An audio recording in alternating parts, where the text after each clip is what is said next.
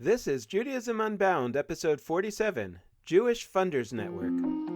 Welcome back, everyone. I'm Dan Liebenson. And I'm Lex Rofus. We're here today for part one of a two-part series on Jewish funding. We're really excited to jump into this topic. It's something we've talked about before on the show, something we expect to talk about on the show going forward, but we really wanted to spend at least a couple of weeks taking a deep dive into the topic of funding because we think that funding is going to be an important component to making the seeds that we're talking about of a potentially revitalized Jewish future really able to take root.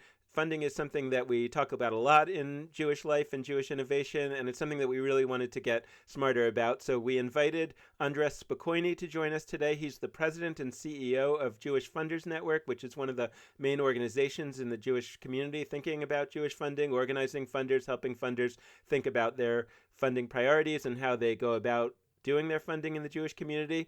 Andres, before becoming the president and CEO of Jewish Funders Network, was the CEO of the Federation CJA in Montreal, Canada, and also worked at the American Jewish Joint Distribution Committee, the JDC, based in Paris as regional director for Northeast Europe. I would be remiss to start an episode or a series on funding without mentioning that our own organization is a nonprofit 501c3 organization, the Institute for the Next Jewish Future, and you can donate to us by going to www.judaismunbound.com/donate. There are all kinds of ways for you to donate there. So if you're inspired by today's conversation with Andres to want to fund some new Jewish organizations, we would love it if you would start with us. We really need your support to make this happen, as all these organizations do. So Andres, I'm sure this is the kind of pitch that you hear all the time. We're really excited to hear what you have to say about this world, and we're so excited to welcome you to Judaism Unbound.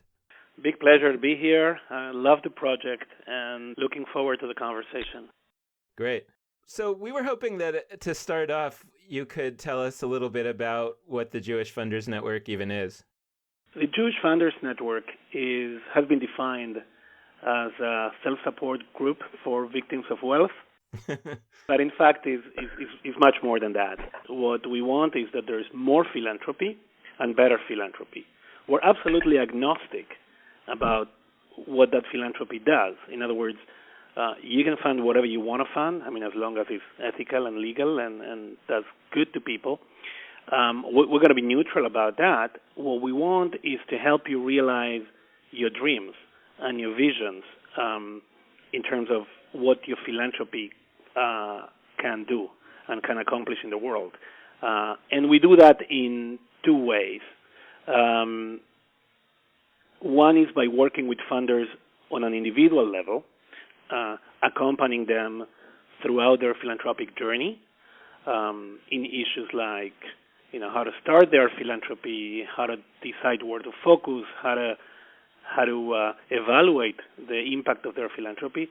And the other is, most importantly, actually, helping them connect with others, with other funders. We come from the premise that the problems we face in the world and the Jewish community are extremely hard and extremely complex for a single funder to tackle them on her own. So networking becomes critical. Was there a reason that the Jewish Funders Network was created sort of in the sense that when I think about the basic idea of encouraging collective action by funders, I understand that the process is very different and that the funders maintain their autonomy, but there is a connection in theory with the idea of the Jewish Federation or other types of organizations that aggregate funds from a lot of different funders and try to influence the world through the power of collective giving. And so both what's the difference between that and the Jewish Funders Network? And also, was there a perception when it was founded 25 years ago that there was something that the federation system wasn't able to do that a network of funders would be able to do? Yeah, I think it's a great question. Probably when JFN was started, and I wasn't there. I was probably in high school when that happened. But I think that if you read sort of the tendencies and the trends in the Jewish community, at that time, independent philanthropy was kind of seen as an alternative to communal philanthropy. In other words, there was the word the world of the federations and of collective giving, and out there, separated, there was the world of private philanthropy. And now the view that I bring into JFN, and actually the view also from the Federation, is that actually private giving and collective giving are part of the same coin. And the community needs both. The community needs both because there are things that communal philanthropy cannot do, and there are things that independent philanthropy cannot do. For example, the tolerance for risk that a federation has is by definition lower than the tolerance of risk that an independent philanthropist has. I ran a federation, right? I couldn't, quote unquote, gamble away donors' money in a risky project because I had a fiduciary responsibility to, $20,000 donors that were trusting me with the money to serve basic needs of the Jewish community. I couldn't just say, well, I have this quirky program that I think is going to be great, but I'm not really sure. Now, independent philanthropy can do that and need to do that. So, on the other hand, federations are starting to see themselves not just as an aggregator of funds, but also a vehicle for funders to use as sort of a delivery system. The federation is there; it has a network, it has a structure. Why not leverage it for your strategic philanthropy? Now, that creates a whole new possibilities for interaction between communal and private philanthropy that can be very rich. Now, that wasn't the attitude 25 years ago. 25 years ago, it was very much, the federations would look at philanthropy with a lot of misgivings, like, don't do strategic philanthropy, give us the money, we know what the needs are. And philanthropists would look at federations with a lot of misgiving. They would say, well, you guys are a bloated bureaucratic system, you're out of touch, etc. Now the view is not like that.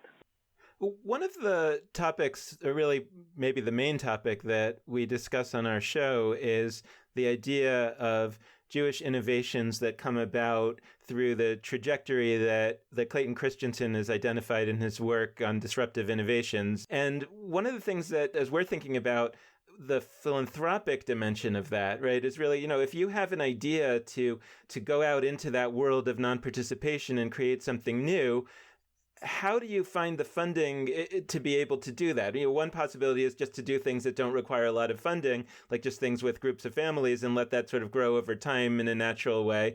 But one of the things that I think was really interesting, maybe it was about 20 years ago or so, was that some major programs, I'm thinking in particular of Birthright and the PJ Library, were sort of came about because there was one or a very small number of funders, and it was basically their idea, or maybe it was someone else's idea who brought it to them very early on, and they basically fully funded it. And I'm curious about your reflection on that process and how a set of kind of major innovations that were extremely different from anything that had been around before were created 20 or so years ago because there were unusual funders who said, I want to do it this way and I can fully fund the whole thing. I mean, you're touching on a number of different issues. One is the issue of where does disruptive innovation comes from? And there are two fallacies with that. The first fallacy is that it comes out of nothing. It comes out of nowhere. Invention in Latin comes from the same root as inventory. I mean, you create based on what you have.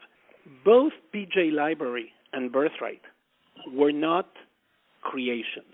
The genius of Birthright and PJ was discovering the possible adjacent, meaning there was decades of history of Israel experience, of trips to Israel of different types. The genius of the Birthright Funder was created what is the adjacency? What can we add to this program so that it becomes something revolutionary? And they did, well, if we do it universal, if we do it free, if we do it shorter, if we do it, but it was built, Birthright was probably 30 years in the making. The same with PJ Library. PJ Library was created based on the model of that, the program that Dolly Parton does, which is, I don't know how the program is called, but they distribute free books to inner city kids.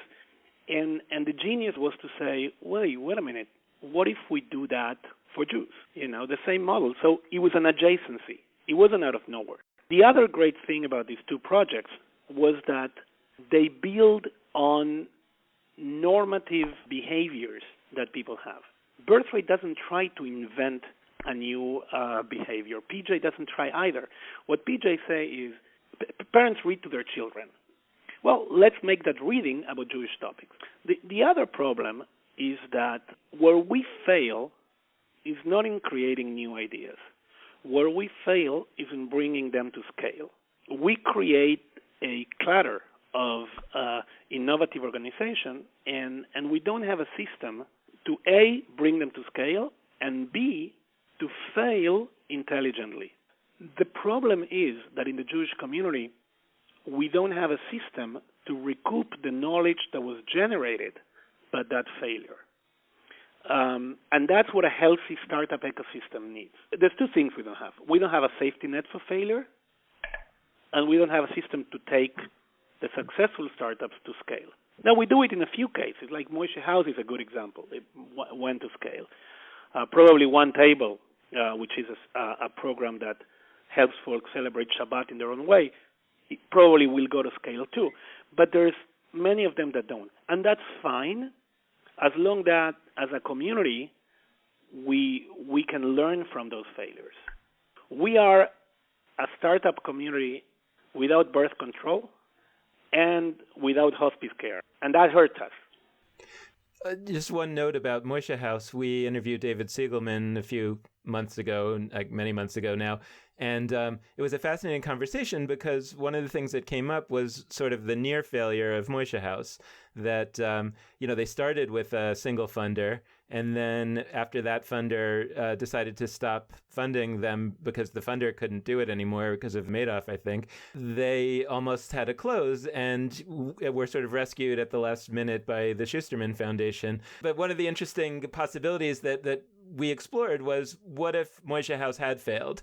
What would have been the result? And more than likely, the story of Moshe House, rather than seeing Moshe House as one of the great success stories of Jewish innovation and seeing David Siegelman as one of the greatest young leaders that we have in the Jewish world, we would be looking at Moshe House as having proven that this whole newfangled idea of how to appeal to young adults didn't work and was no good, and we shouldn't, look at it ever again. And David Siegelman would have, gone on to some much higher paying job in the for-profit sector, and the whole thing would have been put behind us.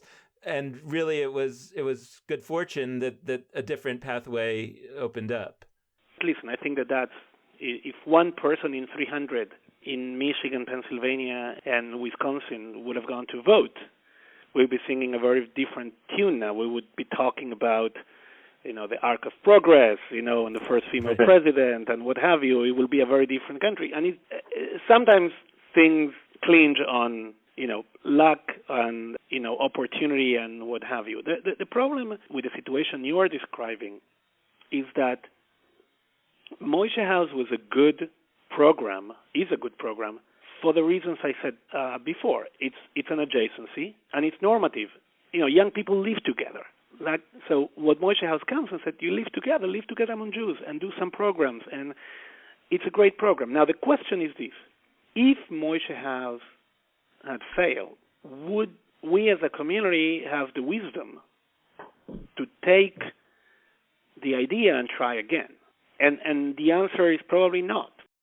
I have sort of a bird's eye view question, that just sort of a basic broad question for those that might not have done much thinking about Jewish funding before. And I guess what it is so for the people that are part of Jewish Funders Network, as they look out at the Jewish world right now, what are the conversations like? How are they making decisions about what informs their giving? And what are some of the trends that you're seeing in terms of areas of Jewish life that they think are in need of growth, or primed for growth, maybe the adjacent kinds of possibilities that you've discussed. And at the same time, we've been talking a lot about the funders, sort of the members of the Jewish Funders Network, and those who, as you said at the beginning, are the victims of wealth. But how can we start to think about ways that group, which sometimes I think, for me personally and for some it feels like this sort of scary behind the scenes group of people, like the funders who are pulling the strings behind the curtain. How do we start to think about that in more interesting ways, and how do we create a Jewish system where the people sort of on the ground that aren't holding the purse strings and those who are in more contact with one another, and really the needs of one and the other are informing each other, if that makes sense? Because I look out now and I don't think we're quite there. Yeah, no, we're not there. But I think you're pointing out to a number of issues there. First of all, what are the trends and what funders are funding today? That's a tricky question, because one of the first things that I learned at JFN is that when you know one family foundation, you know one family foundation. Like, I have 1,500 members. They're all different. There are some clusters of people that are trying to move certain issues. The whole issue of course, campus and BDS is a hot button. I mean, it was, at least until now. I think that with the election results, it's going to probably be a realignment of priorities. The whole issue of Jewish identity is always a big topic, although I have a number of issues with that concept of Jewish identity, and we can maybe talk about it later. But as I said, there's enormous diversity of interest. Now, the other issue you raise is something much more complicated and much bigger, which is the whole issue of relations between funders and grantees and funders and the community. And let's start by saying that to use a popular expression, the game is rigged. It's rigged because the relations are not honest, are not pure. Let's start by saying that funders will never get honest feedback from their grantees. Like, think about it. If you have a business and you don't do well, you're not good, you go bankrupt. If you're a nonprofit and you don't do what you're supposed to do, you either lose your participants or lose your funding. If you're a funder and you make a bad grant, what happens? Nothing. You basically get a gala on your honor.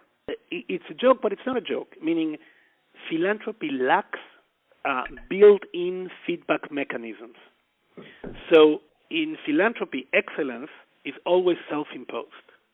In other words, you have to decide as a funder that you're going to try to be proactive in seeking feedback, in connecting to the community, in improving your own philanthropic practice.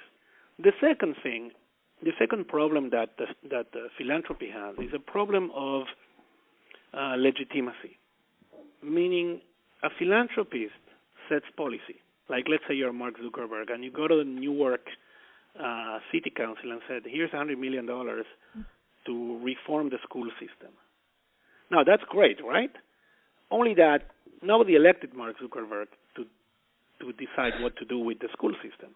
And so I mean, no, he's doing it out of goodwill. Like, he doesn't have to do it. He doesn't have to, waste hundreds of his millions of dollars to do this. But there's some problematic nature in a funder on her own setting policy. What makes Mark Zuckerberg intervention legitimate is whether he interacts with the community that he tries to serve in an open manner and in a transparent manner.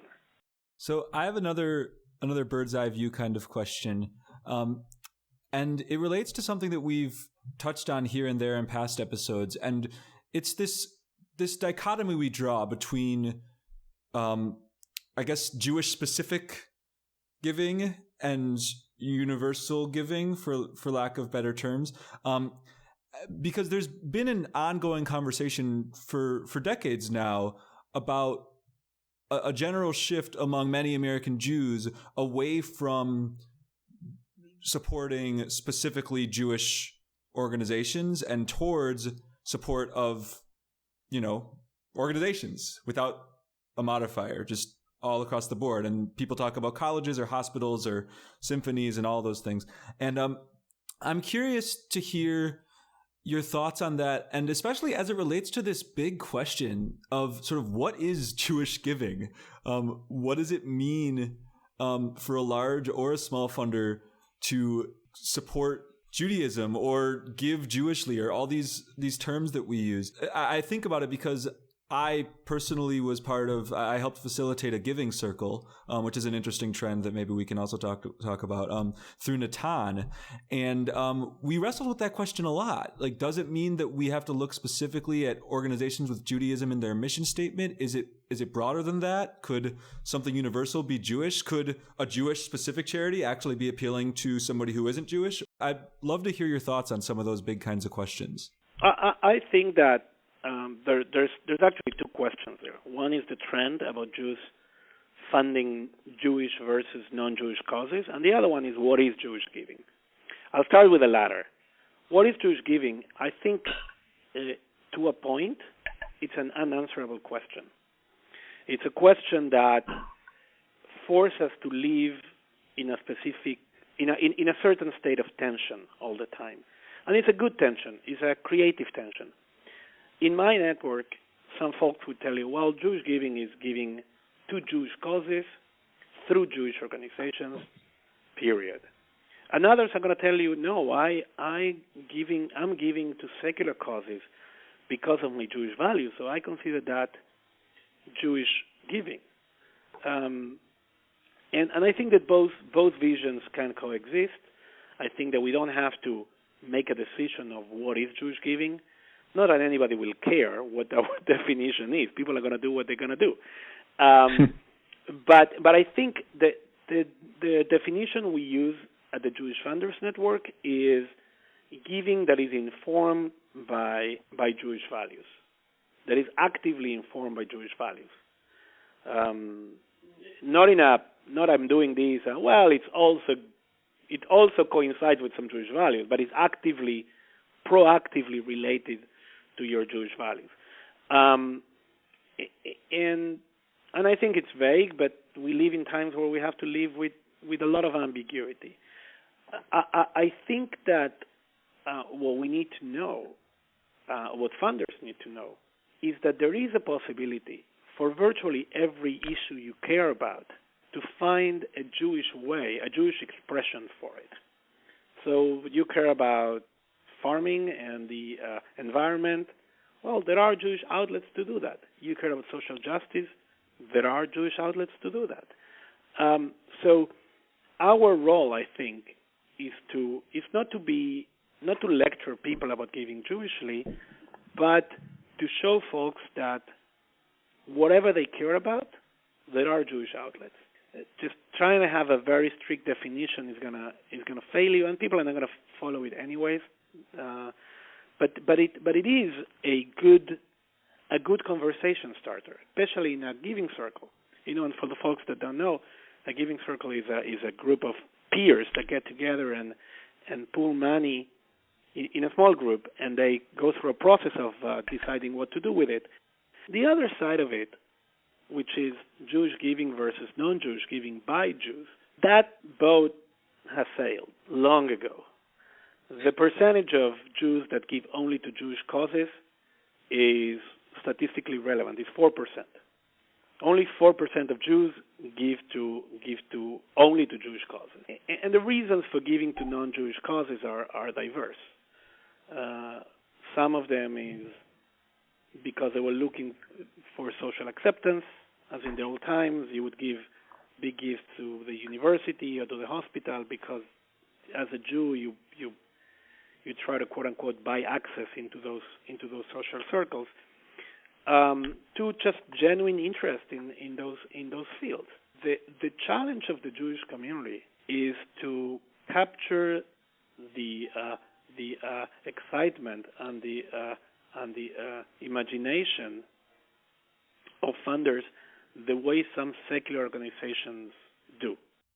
Yeah, I mean, I'll express a personal opinion here, really to build on that, which is that, for me, if a person was giving only to Jewish causes, then I would feel that Judaism had failed. That Judaism is fundamentally about building people who want to support the kind of causes that are universal, like hunger relief and whatever it might be. I'm not even talking about things that are controversial, but even just things like hospitals, education, hunger, things like that, and probably even at a larger scale than Judaism. I mean, I had an experience years ago where when I was younger and just sort of coming into the working world, and I was thinking about joining a synagogue, and when they said how much the dues were, I said, look, I don't have a problem, with that amount of money. I'm planning to give that amount of money charitably this year. The problem is that for me, it would be unethical to my ethics to give all of that money to the synagogue or to the Jewish world, period. And for me, as a young person, to sort of be expected to give, a majority of my philanthropic dollars to the Jewish community really sort of violated my sense of purpose that I felt was based on what I had learned from Judaism, and so it was hard to have that conversation because obviously the synagogue needs the money, but, that was the balance I was trying to figure out how to strike, and still am. I could argue that the way in which Jews can influence the world is by modeling behavior. So I don't have to solve hunger in the world, but if I create a system by which no Jew goes hungry, you can say that's selfish or that's self-centered, or you could say I'm modeling a behavior for the rest of the world to follow. So in that sense, I do get that some folks, would fund only Jewish causes out of a sense of tribalism, and I don't particularly like that. But I do get that some folks may fund only Jewish because they want the Jewish community to do a model of something that then can be replicated.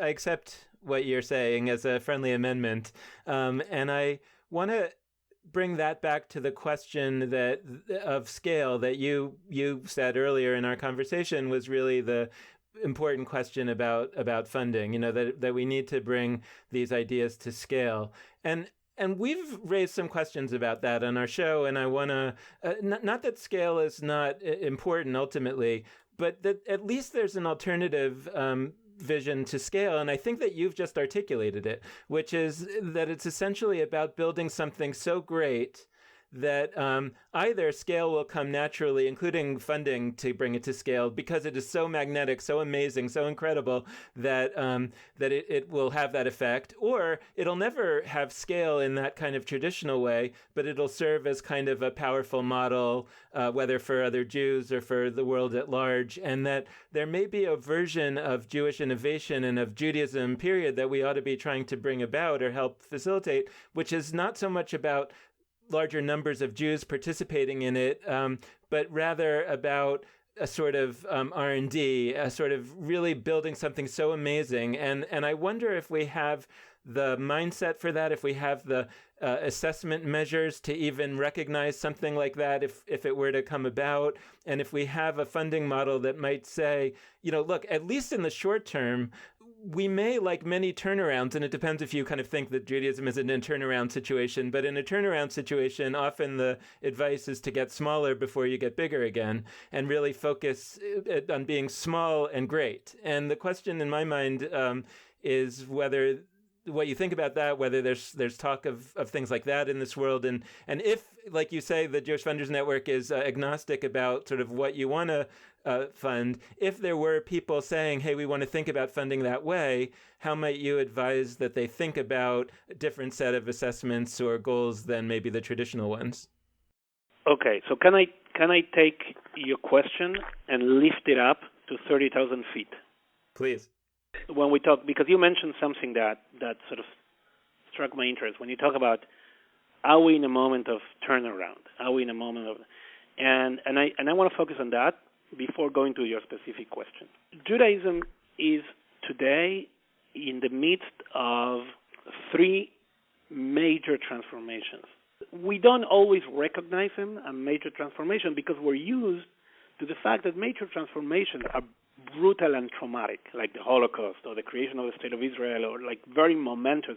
But the fact that there's no blood in the streets, yet at least, doesn't mean that we're not in the midst of massive transformation. You know, the Judaism we live in is a Judaism that was created in the 19th and 20th century.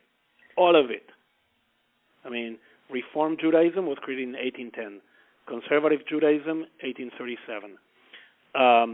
Modern Orthodoxy, 1833. Chabad, 1814. In other words, all the world we live in ideologically is a product of the clash between Judaism and 19th and 20th century modernity. In terms of organizational structures, it's the same.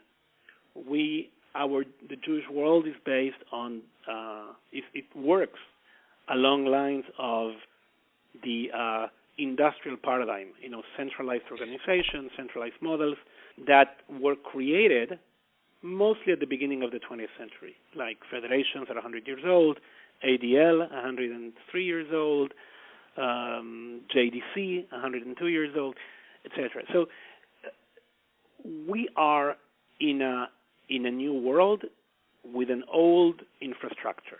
First and foremost, it's new because of the role that the individual plays in society. And that's a major transformation. The individuals today are hyper-empowered and hyper-connected at the same time. Now, that's sometimes good and that's sometimes bad. It can help you topple down a dictator, from your smartphone, or it may help you spread fake news from your Facebook account, right? So, but it's a reality that the main actors are individuals. That is creating a major, shift in the Jewish community in three areas. A, we have a transformation in the area of meaning. Because ideologies are old and somehow outdated, all of them, they're not outdated. They were actually created as a response to the 19th century. And they may or may not be still relevant. Anywhere, again, from ultra-orthodoxy, by the way, is the most modern of all those movements, right? But they were all created at the same time. Are they still relevant? Second question, the crisis or the transformation in patterns of belonging. What is a community today? A community is a Facebook group that shifts all the time. A community is a JCC. We don't know. We are redefining what community means. And therefore, we're redefining what belongings mean. You mentioned before the whole idea of membership in synagogues. Is membership a 20th century concept that we should get rid of? Or is it still relevant?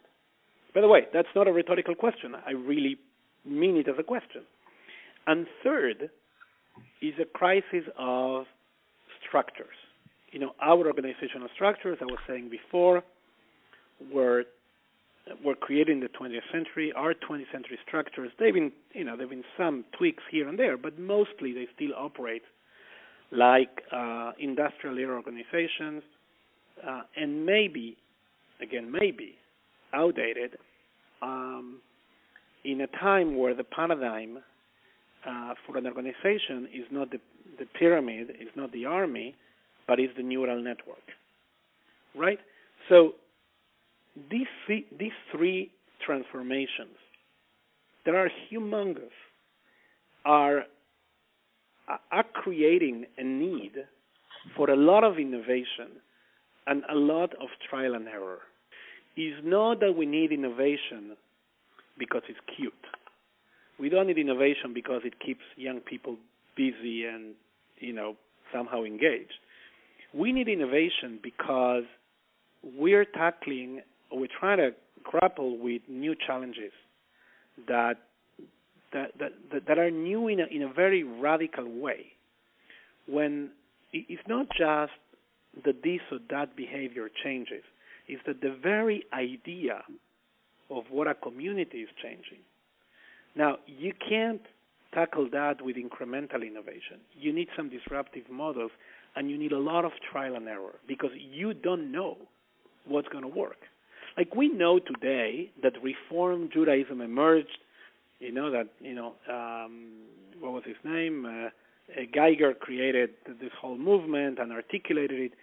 We don't really know how long it took for that movement to actually coalesce. There were probably a million, different attempts of folks to create different movement until somebody just hit it.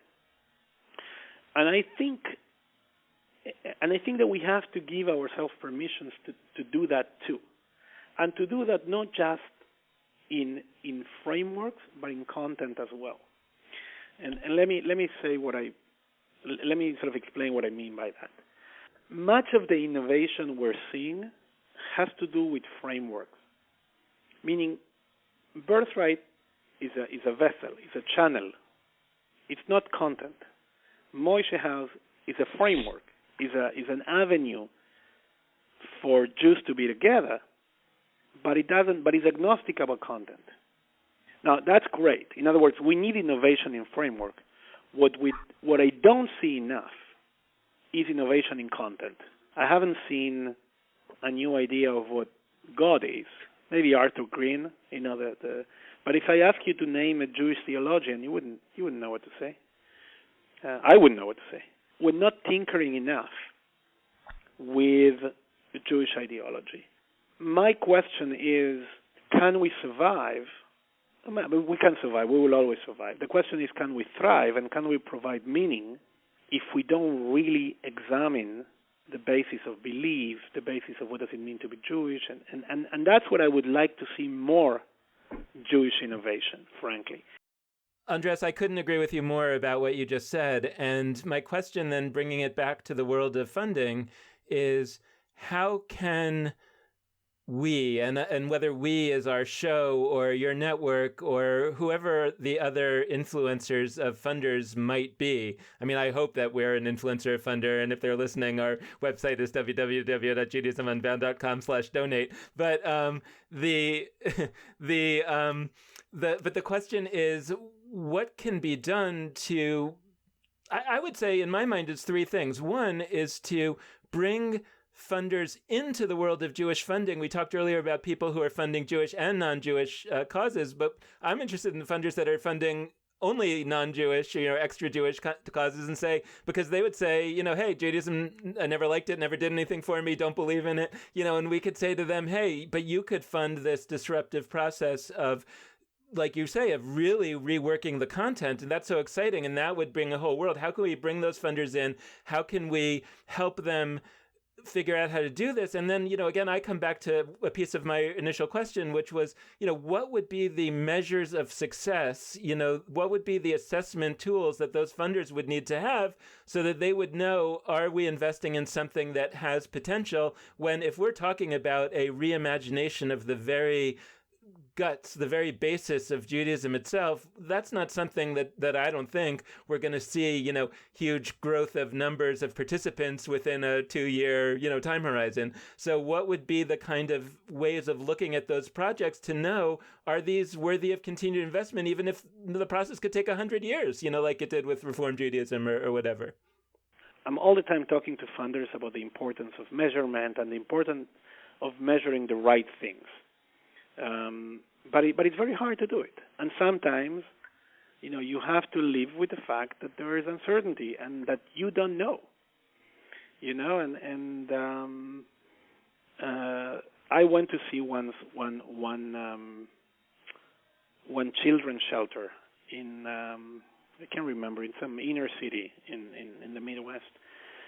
And me with my professional bias, I started asking questions of what is the impact, what are the KPIs, and the guy looks at me and says, you know what my KPI is? These kids there are not in the street. And he taught me a lesson. Like, of course we have to strive to define and refine measurements, because if we don't do that, what happens is that we end up measuring the wrong things, like, for example, overhead. One of the reasons why we obsess over overhead is because we don't have alternative measurements. And overhead is easy to measure. You go to your balance sheet, you classify different expenses, you know the overhead. So we have to strive and continue to try to get to a point where we measure impact and ultimate outcome. Don't tell me I put 200 kids to summer camp. Tell me what that did to the Jewish community at large. What problems did you solve? How did you transform the community? Now, I'm totally aware that you may not be able to answer that question yet. Like, does birthright work? I don't know. Ask me in 20 years. Does Moshe House work? We'll know in 20 years. And it's fine. But it's fine as long as you know what the right questions are. What I've been thinking about a lot lately in terms of measuring this kind of thing is that it's some kind of measure of passion. It goes back to what you were saying about the magnetism of a thing, right? And I worry that even the successful innovations most of them don't have that level of just gravitational passion. There are some, I think of maybe Maim Chaim that I've seen that. Somehow it would be a measure of the passionate excitement of the people who are participating, and then some demographic measure that says these people who are so passionate about this thing are actually very similar demographically to those non-consumers that we are trying to get to. Meaning they're not this unique, small group of people that have a interest that probably isn't shared but widely by other people, and that we've basically exploited the whole market that's out there. But actually these are people who are similar to the, right? And that even if it might take 50 years until we can actually exploit that similarity and go to scale, we believe that the signs are there that we are hitting the right demographic and that we're getting the kind of passionate commitment from the people who are participating in it that we believe can go viral if we figure out the story. So something like that is where I'm playing around with. You're right, with just one caveat, that you're thinking about it in 20th century terms. Meaning, what you're thinking is, well, I found one thing that works, I keep building on it, people become engaged, and that's it. I engage them forever. And that's not how it works today. Mm-hmm. People are going to be looking for different engagement avenues, and they're going to have shifting interests throughout their lives. And we still look at it through the lenses of a full-time membership sort of thing. Yeah. And we have to embrace a system in which engagement is going to be much more fluid. It's going to be much more shifting. Now, because we insist on a lifelong membership, we're turning people away. The different ways of looking at this. And every change brings a lot of distress, and we saw it in the recent elections, right? That part of the explanation for what happened is a sense of dislocation. There's no, the U.S. is not the Weimar Republic. It's just a sense of dislocation of folks that don't know what their place is anymore. So that's the scary part of change, but there's an exciting part of change too. Andres, is there anything that we haven't talked about that you'd want to say before we close? We have to feel in a way privileged to be in that transition period. We are like in the Jewish community, we're like an acrobat. An acrobat that is in between two trapezes. That's where we are today. But we're flying, and if now we can just be afraid of not catching the next trapeze, or we can say how beautiful it is to fly, right? And so my challenge as a Jew, not just as Jewish Founders Network, is to discover the joy of flying in these uncertain times, and to try to find motives for optimism and joy and creativity in a fragmented, complicated but still amazing world. Well, we're excited to know that you're out there helping funders be excited about flying too. So thank you so much for taking the time to be with us today. It was really a great pleasure to have you. Thank you. Thank you to Andres Spokoiny of the Jewish Funders Network for joining us for a great episode. And we would love you to be in touch with us moving forward as well. And there's a few ways for you to do that. One is you can like us on Facebook. The page is just called Judaism Unbound. Another way is you can head to our website, judaismunbound.com. And last but not least, you can always send us an email at lex@nextjewishfuture.org or dan@nextjewishfuture.org. And we always like to encourage folks who listen and appreciate what we do to send us a donation of any size, and you can do that through judaismunbound.com/donate. So thanks so much for listening. And with that, this has been Judaism Unbound.